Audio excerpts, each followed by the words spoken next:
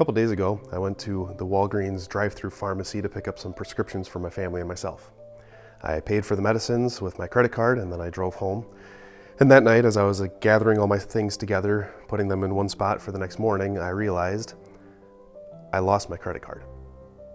And you know that is the worst feeling in the whole world, and so I started searching everywhere for it. I looked in all the places where I usually put it. I eventually started looking in the places where I never put it, and finally resorted to looking in the places where it couldn't possibly be, just because I couldn't find it.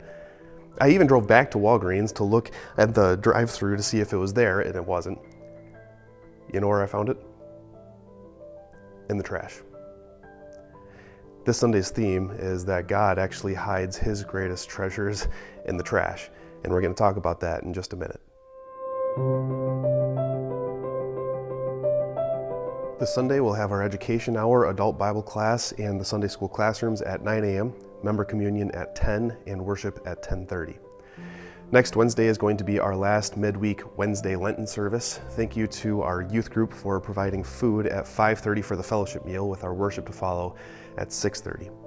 The following Sunday, April 13th, that's Palm Sunday, we're going to have our quarterly voters meeting on that day after church. Please mark in your calendars to be there. We're going to talk about a lot of big future ministry stuff here at St. Peter. And finally, keep your eyes open and your ears open for things to sign up for Easter Sunday. We have things like providing food for the potluck breakfast, as well as donating candy-filled eggs for the Easter egg hunt. If you're interested in that, either donating or participating, please talk to Rebecca Toepel about the egg hunt.